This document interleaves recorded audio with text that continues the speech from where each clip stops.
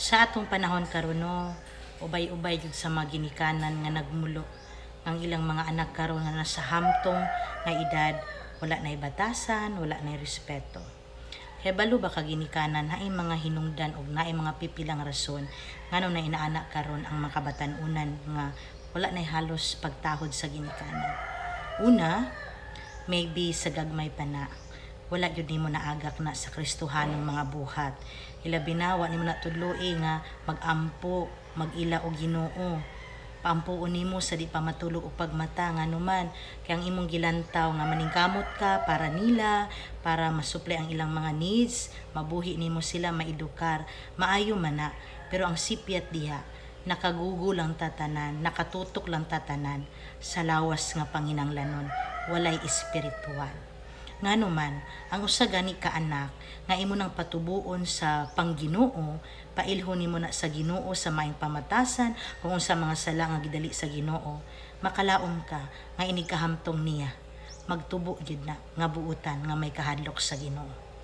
Lisod na kay nimo disiplinahon ang imong mga anak kung sila na saktong pangwinta o pangutok.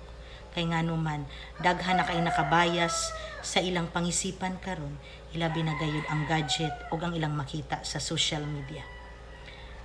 Maglisod kag disiplina kay na naslay saktong hunahuna.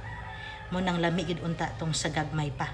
Ikaduha, ikaw sad nga ginikanan, kulang ka siguro sa pag-ampo po.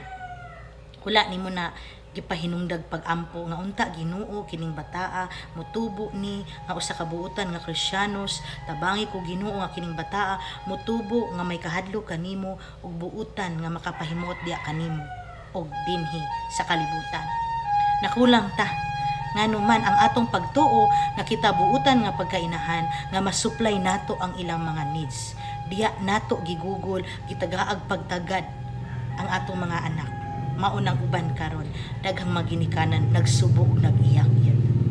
Munang hagit nato nga maulahi manggud ta no kung magampo ta nga dako na sila, maulahi jud ta mas lamig itong gamay pa sila, ang ilang pagampo wala yun tay putol.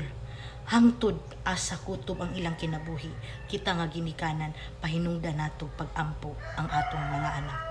Nganuman kung kanunay lang kang magpakaon kanila, maningkamot para kanila, wala na jud kay panahon ug oras bisan lang sa pagtuto kanila nga pailhon sila og Dios. Sigurado jud ko na karon nga hamtong sila maproblema ug mapurwisyo jud ka ginikanan. So unsa may bugtong buhaton nimo anak karon? You have to pray, ipiko ng imong mga tuhod ngadto sa Ginoo. Ihalad, iintrigo na sa Ginoo. Kay balo kang mga karaang tawo sa una, pag mag-birthday ng ilang mga anak, naagyo na mga santos nga ilang idala nga bali magnovena sila ba nga pala ipahinungod sa ilang mga anak. Pero karon lahi naman. Mo na ikaw inahan, ampo ra gayon. Ang imong tagaw-taw, ang imong panginsulto, ang imong pangasaba, dili na makasulbad, kun dili mas makasamot pa na. Ngano man, ikaw na may makasala. Sa imong pagkontrol sa disiplina sa imong anak, nakapamalikas na ka, nakapamuyboy na ka, ug unsa ang mga pulo nga imong gipadayag diya, nakasala na ka. Ug hinumdumi kini ginikanan nga ang pagpamalikas panunglo na bilong sa sala sa pagpatay. God bless you all.